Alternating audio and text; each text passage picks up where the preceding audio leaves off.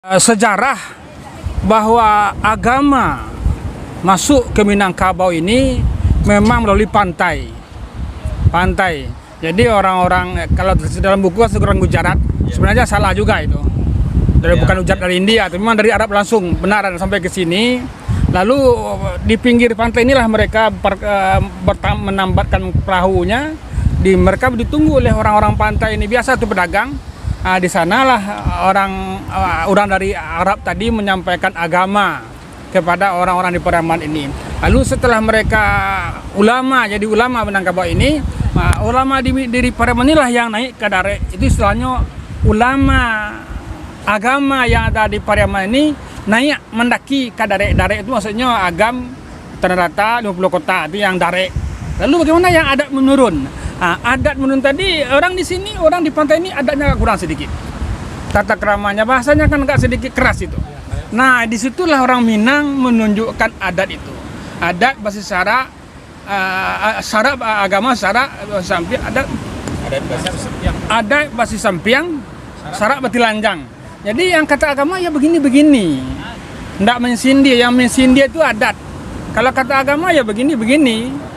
Contohnya surah An-Nisa masalah perempuan itu, Pak itu disuratin. Kalau kamu suka dengan perempuan itu datangi mereka. Cangkul istilahnya itu. Tidak ada istilah sindir-sindir ya. Jadi bahasa sindiran itu datang dari nenek mama kita di Minangkabau itu turun ke pinggir lautan pantai ini, lalu agama yang naik ke atas. Ada Pak Tali mengatakan sarak mendaki, ada yang menurun itu dengan kata-kata sarak mengato, ada yang memakai. Artinya ulama menyampaikan hukum-hukum, orang ada yang mempergunakan di sana. Itulah maksud dengan sarak mendaki ada yang mengatur. Terima kasih. Terima kasih, Ustaz. Berarti terus kita sebagai anak muda nih, dari istilah itu kira-kira apa yang bisa kita ambil pelajaran dari situ terkait dengan kata-kata istilah tadi? Bagaimana caranya itu? Baik, makin lama makin berat pertanyaan ini. Maksudnya begini. Perpaduan antara syarak yang dibawa oleh pedagang dari Arab tadi itu membawa adat, mengatur cara-cara beradat melalui agama, lalu orang adat itu menggunakan agama tadi sebagai acuan dalam untuk menetapkan adatnya. Jadi ada perpaduan antara syariat yang dibawa oleh orang-orang Arab dengan adat di Minangkabau. Artinya apa? Kita tidak perlu memandang kita lebih daripada yang lain. Sama, pada prinsipnya sama. Kata Allah juga kan begitu. Sebaik-baik manusia adalah takwanya. Yang membedakan adalah akhlaknya. Jadi akhlak itu memang diajarkan oleh agama Islam. Perpaduan antara adat dan agama. Kira begitu jawabannya. Begini Ustaz, terkait dengan kata istilah itu, karena kebetulan kami ini mungkin Ustaz Midi, Ustaz Tanto, Ustaz Sofyan, khususnya saya dan mahasiswa nih. Kami kan orang luar nih, orang luar Minangkabau lah istilahnya. Maka ketika kita masuk ke ranah Minang ini, apakah kita kena dengan istilah itu? Dengan istilah tadi itu, apakah kita bisa ikut di situ atau kita mengikuti tradisi kita di masing-masing kampung? Misalnya saya dari Lombok nih, ini di Solo, misalkan Jerry dari Palembang. Apakah ketika dia masuk ke ranah Minang ini kena gak dengan istilah itu? Istilah sarak mendaki ada menurun tadi itu tidak ada sangkut pautnya dengan tamu, katakanlah tamu. Itu selama mereka menggunakan adat yang tidak bertentangan dengan sarak, itu silakan saja.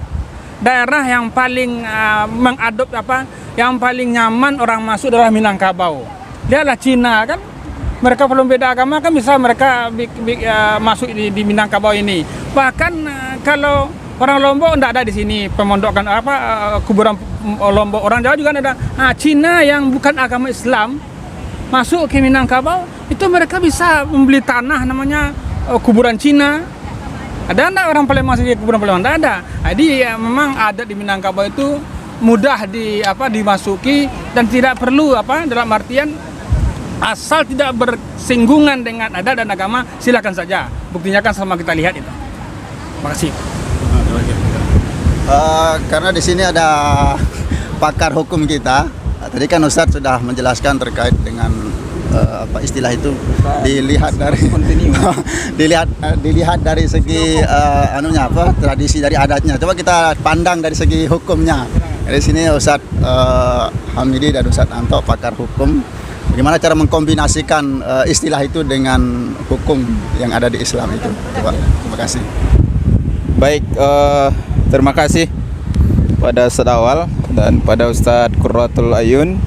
Ya, sangat menarik sebetulnya ya apa yang disampaikan oleh Ustadz Qurratul Ayun terkait dengan sara mendaki adat menurun ya, atau mungkin istilah yang lain yang sering kita dengar sara mangato adat memakai ya, atau syarak bati lanjang sedangkan adat basi sampiang.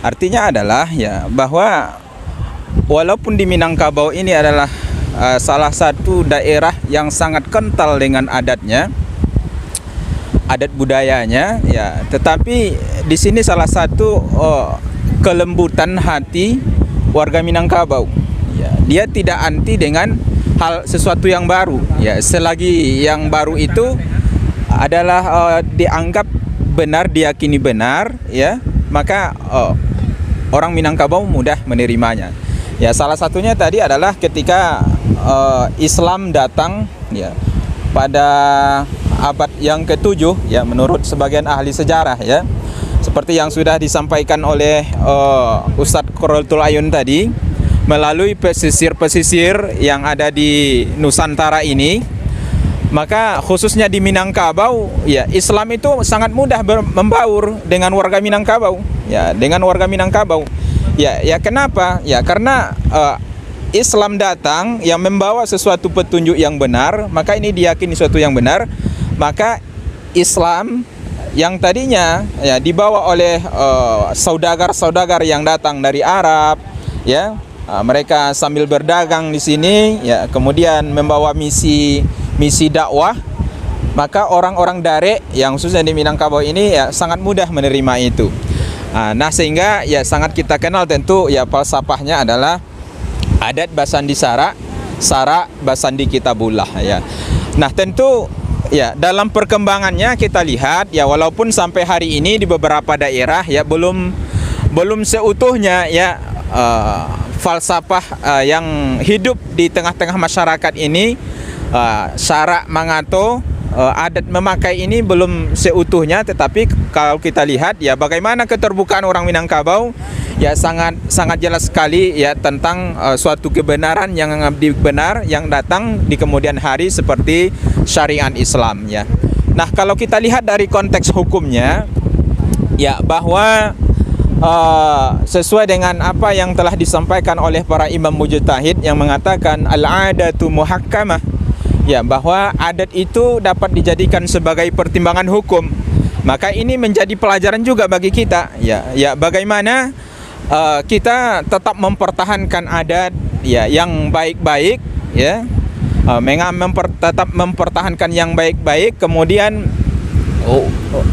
mengambil ya sesuatu yang baru yang dianggap lebih baik. Maka ini tentu sangat kita rasakan di Minangkabau ya bagaimana adat budaya yang baik seperti tradisi khatam Quran ya, kemudian tradisi memuliakan tamu ya, menganggap sebagai orang yang terhormat.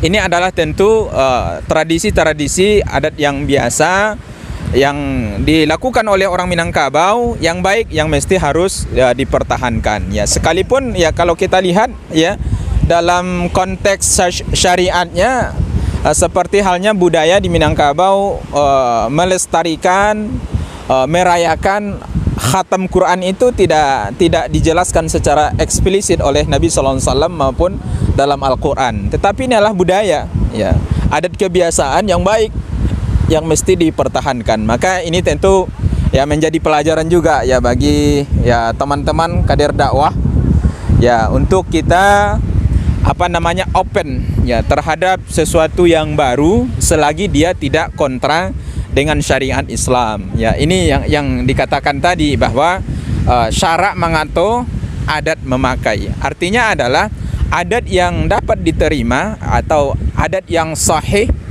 yang tidak bertentangan dengan syariat, dia tidak mengandung mafsadat, ya, tidak mengandung mafsadat, kemudaratan di dalamnya.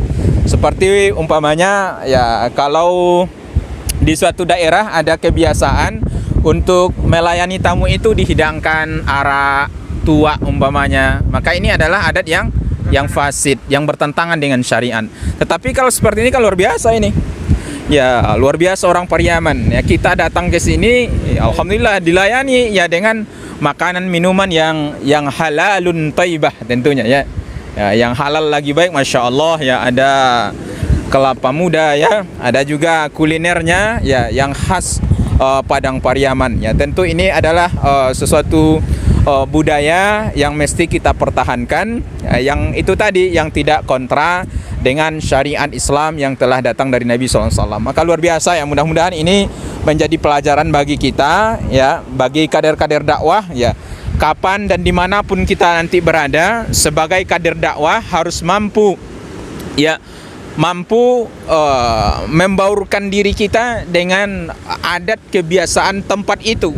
Dalam arti ya, kita tidak menghilangkan daripada syariat ya, agama Islam ya, selagi dia tidak bertentangan ya. Tetapi ya, bagaimana ini kebudayaan ya, kearifan lokal menjadi kekayaan tersendiri bagi kita ya, sebagai warga Indonesia, khususnya bagi warga Minangkabau.